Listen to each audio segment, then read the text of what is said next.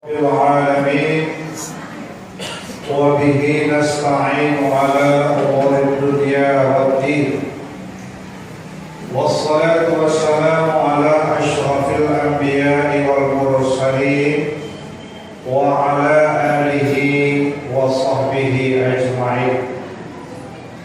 Puji dan syukur kita persembahkan kepada Allah Subhanahu wa taala dengan membacakan Alhamdulillahirabbil alamin atas segala limpahan rahmat dan nikmat yang telah diberikan Allah kepada kita. Kemudian salawat dan salam kita sampaikan kepada Rasulullah Nabi besar Muhammad sallallahu alaihi wasallam. Insyaallah kita termasuk orang-orang yang mendapat syafaat dari beliau di yaumil akhir kelak. Amin ya rabbal alamin. Malam hari ini kita lanjutkan materi yang telah kita pahami, kita bahas pada malam minggu yang lalu. Malam hari ini kita mengambil satu hadis Rasulullah SAW bahwa kata Rasul, la yasluhu fil salati min kalamin nas. Tidak boleh ada ucapan-ucapan manusia di dalam salat. Artinya kita tidak boleh menambah bacaan di dalam salat sekalipun itu berbahasa Arab kalau tidak ada dianjurkan oleh Rasulullah Sallallahu Alaihi Wasallam. Contoh, Bapak Ibu sekalian rahmati Allah Subhanahu Wa Taala. Ketika kita sholat dalam rumah, tiba-tiba datanglah tamu. Tamu datang ketok pintu, terus baca Assalamualaikum.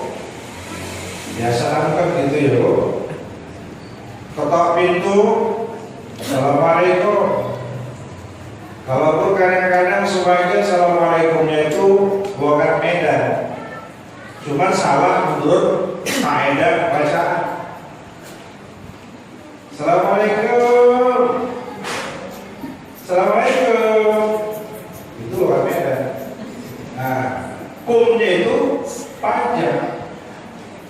Kalau menurut kaidah bahasa, kum nggak boleh panjang. Tidak ada tanda mat dalam kalimat atau kata kum, karena kum itu artinya adalah kamu. Kalau menurut kaidah bahasa, Assalamualaikum, lamnya itu yang mesti panjang. Cuman kita orang Medan nggak seperti itu. Assalamualaikum, itu nggak boleh. Karena dia tuh bawa kalimat, intonasi bahasa. Wah, dia bawa itu ya. Jadi nggak kaidah bahasa yang dipakai. Mestinya Assalamualaikum, selamat atas kamu. Cuman kalau yang jawab pas, Waalaikumsalam, ya kan? Waalaikumsalam, kamu selamat. Sama, lamanya panjang. Cuman Assalamualaikum yang kurang pas. Jadi kalau kita membaca Assalamualaikum, jangan hukumnya yang dipanjangkan, tapi lanya yang dipanjangkan. Assalamualaikum.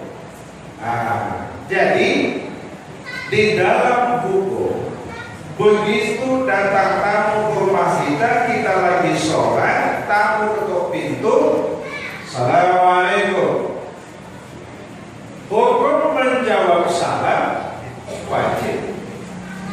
Hukum mengerjakan sholat wajib. Ketemulah dua hukum yang wajib dalam waktu yang bersamaan. Satu, harus gugur.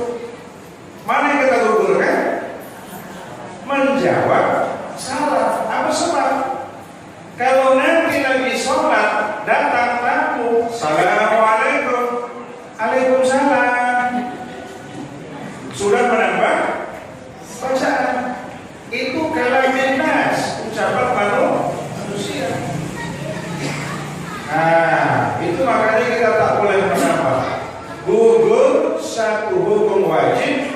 oleh kewajiban melaksanakan ibadah sholat.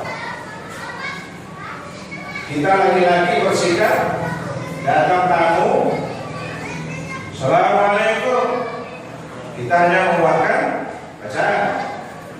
Yang wanita tidak bersuara, menepukkan tangan kanan ke punggung tangan kiri, cukup. Cuma hanya saja gini, tamu kita di Medan ini aneh. Anehnya bagaimana? Ketok pintu dari depan gak ada jawaban. Biasanya penasaran. Dari depan gak ada, ke samping. Assalamualaikum, masih orang Medan. Sampai gak ada, ke belakang. Itu ke belakang, yang di belakang lupukkan tangan atau membaca bacaan kuat. Itu kita kuatkan bacaan Allahu Akbar. Ada orangnya. Hah? Orang Medan.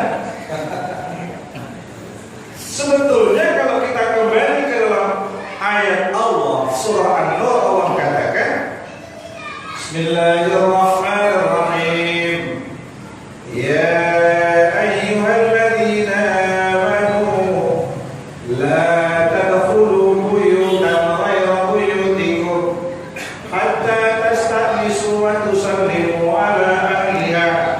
Ayat Allah. Jangan kamu masuk ke satu rumah yang bukan rumah kamu hatta tasta'nisu, sehingga kamu mendapat izin wa tusallimu ala ahliha, dan memberi salam kepada yang punya rumah. Ada jawaban. Nah, cuma kadang-kadang kita kan begitu masuk ke rumah, kalau kita tetangga. Kalau masuk rumah tetangga sebelah rumah kawan, Assalamualaikum kan? Sebelah rumah, udah biasa keluar masuk. Assalamualaikum. Gak ada Assalamualaikum. Udah bawa mama aja masuk. Nah, itu gak boleh. Anda menurut ayat Allah masuk rumah yang bukan rumah kita, ghairu buyutikum, permisi. Terus baca Assalamualaikum. Jangan terus masuk. Nah, kembali kepada yang tadi. Jadi, ketika kita sholat, hukum wajib gugur, itulah menjawab salam, karena kita sedang melaksanakan ibadah kepada Allah Subhanahu wa ta'ala. Begitulah wajibnya ketika kita melaksanakan ibadah salat. Kata Rasulullah, la yasluhu fi shalah min kalamin nas. Tidak boleh ada dalam salat itu ucapan-ucapan manusia. Apalagi seperti yang saya sampaikan pada malam minggu yang lalu, suami berangkat kerja atau istri mau pergi. Itu suami berangkat kerja, istri lagi sholat. Maunya suami masuk siang, istri sholat zuhur. Pamit sama istri, Bu pergi ya, pergi ya. Istri lagi sholat. Yang sholat nggak jawab, cuma jangan. Itu sudah mengeluarkan kalimat-kalimat vokal yang mengandung makna. Maka itu dalam kitab Mazahibul Arba'ah ditegaskan, satu ungkapan yang mengandung makna dalam sholat bila kita ungkapkan, itu dapat membatalkan ibadah sholat. Nah, jadi sama seperti yang sekarang kan saya sampaikan, situ kita sholat, tiba-tiba datang anak kecil, duduk saja. Kita sudah rukuk, dia nggak pergi. Kita iktidal, dia nggak juga pergi. Bagaimana kita? Ada yang ngomong, saya Ustaz itu sujud, saya miring kanan. Jangan miring kanan. Kenapa? Tidak pas nanti mustaqbilan kiblatnya. Gak lagi pas kadang kiblat.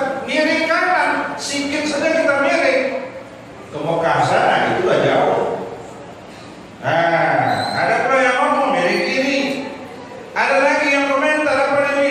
Aku lah Ustaz, anak takut sama aku. Itu aku sholat dulu sejarah itu dia lalakan aja, aku melok-melok ke bibirku, takut dia pikir dia. Kalau sholat perlu begitu. Bagaimana kita lagi sholat, duduk anak di sajadah, atau kadang-kadang ternak kita kucing naik ke sejarah itu dia, itu dia. Bagaimana kita mundur, geser kanan selangkah, atau geser kiri selangkah, atau mundur ke belakang. Nah, pernah begitu kejadian? Anak kecil pernah? Anak kandung apa cucu apa cicit? Yang mana ini kira-kira? Yang penting asal ada yang mengganggu depan kita, jangan kita miring kanan, jangan miring kiri, tapi kita bergeser ke kanan, bergeser ke kiri. Apa sebab? Karena kita sedang menghadap Allah Subhanahu wa Ta'ala. Maka itu kalau kita pahami bahwa ibadah salat yang dalam definisinya as-salatu hiya aqwal wa af'al muftahatun bil takbir wa muhtamatun bil taslim bi syara'it makhsusah. Salat ialah beberapa perkataan dan perbuatan dimulai dari takbir, diakhiri dengan salam dengan syarat-syarat tertentu. Syarat itu ada yang boleh kita ikuti dan ada yang tak boleh kita ikuti. Mana yang boleh kita ikuti? Tentu yang diajarkan oleh Rasulullah SAW. Imam lupa tahiyat awal tegur dengan subhanallah, ibadah Rasulullah. Itu imam lagi sholat, tiba-tiba imam batal. Imam jangan diam. Imam harus kepikir, kasih isyarat subhanallah, menyatakan imam sudah batal. Jangan balik masa merah. Itu imam batal, imam kepikir ngomong. Kebetulan yang di belakang ini lainnya. Tahu lain? Lain kan? Lain itu bahasa daerah. Lain gitu kan? Panggilan. Itu imam batal, di belakang di lainnya dia ngomong lain. Batal lain.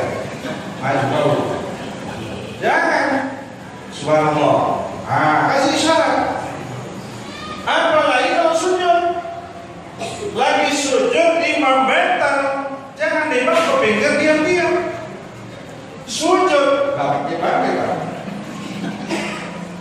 Mestinya kalau pas sujud imam batal kasih isyarat, makmum yang di belakang imam ambil komando.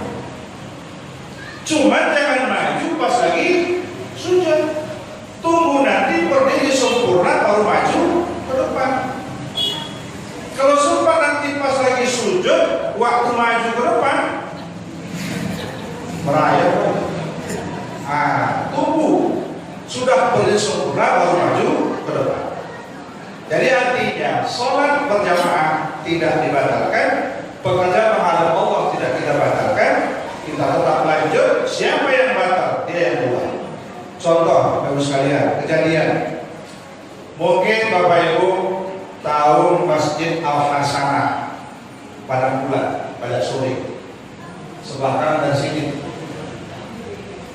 Itu nazirnya dulu Pak Jono. Beliau ketika imam sholat maghrib, beliau BKM, ketua BKM, beliau sholat maghrib, dialah imam. Baru satu rakaat pas baca surah Al-Fatihah, tiba-tiba dia jatuh. Sebelahnya ada pintu. Beberapa orang di belakang imam mengangkat Pak Jono tadi yang sudah pingsan, dibawa ke sekolah. Sholat berjamaah tetap lanjut, tak dibatalkan kecuali yang mengangkat tadi. Nah, memang Allah mentakdirkan ya. Begitu Pak Jono dibawa ke sekolah, kondisi sudah tak lagi memungkinkan. Oleh yang 3 orang dipanggil becak, dibawa ke rumah sakit. Apa itu sebelum Depok? Siti Hajar. Ternyata begitu sampai di rumah sakit Siti Hajar diperiksa, sudah berpulang rahmatullah, sudah meninggal dunia. Insyaallah mudah-mudahan husnul khotimah. Amin ya rabbal alamin. Jadi yang 3 orang ibadah, yang lain sholat berjamaah tetap lanjut. Sama lagi seperti kejadian hari Kamis kemarin, saya sholat zuhur bersama jemaah di satu tempat ya, satu tempat. Tiba-tiba ada satu jemaah, rupanya punya penyakit. Penyakit itu sawal. Bapak Ibu tahu sawal? Nah, di sawal ada masih ada rupanya. Begitu sholat, baru kedua zuhur, tiba-tiba jatuh, kemudian langsung ngorok. Ngorok. Kalau sudah begitu, yang satu itu saja yang batal, yang lain tak perlu heboh. Bagi sawah, kalau sawah jatuh, kalau tempat yang kering, tak ada air, tak ada api, insya Allah aman. Kenapa? Orang yang kena sawah itu dia kumat sawahnya, jatuh ngorok, nanti habis ngoroknya itu dia silang, selesai. Cuman hanya saja bagi yang sawan tadi itu, pertama wudunya batal, yang kedua sholatnya pun juga batal. Jadi ada satu orang yang nggak ngerti, dia coba bantu, yang satu batal, kemudian yang sawan juga batal, tapi yang lain sholat berjamaah tetap lanjut. Karena kita sudah sampaikan bahwa kalau ada orang yang jatuh, yang pingsan dan sebagainya, itu biarkan dulu beberapa orang saja yang menolong, yang bantu, nanti habis sholat baru kita selesaikan. Apa sebab? Kewajiban menghadap Allah adalah sangat-sangat utama. Jadi artinya bahwa pekerjaan menghadap Allah Subhanahu wa taala itu di atas segala-galanya. Jangan kita campurkan hal-hal yang sifatnya ucapan kata-kata manusia dengan bacaan-bacaan yang terdapat dalam sholat, kecuali yang dianjurkan oleh Rasulullah Sallallahu Alaihi Wasallam. Insyaallah mudah-mudahan bermanfaat kepada kita, sehingga kita sangat menjaga, sangat melihara, jangan sampai ucapan-ucapan kita masukkan di dalam sholat. Bisa terjadi ya, bisa terjadi. Karena bisa terjadi tanpa sengaja, kadang-kadang itu bisa terucap. Contoh yang paling rawan adalah orang yang latah. Bapak Ibu tahu latah? Gitu nanti sholat dekat jendela, tiba-tiba ayam terbang ke jendela. Apa dia bilang? Ayam. Masih lumayan ayam. Tapi itu terkejut, yang kita khawatirkan bukan ayam yang terucap. Kalimat apa biasa? Kalimat-kalimat yang tak pantas terucap.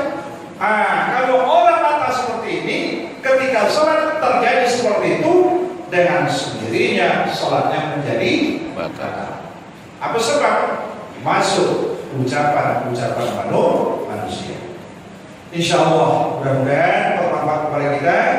Demikian malam kali ini. Terima kasih. Billahi taufiq wal hidayah.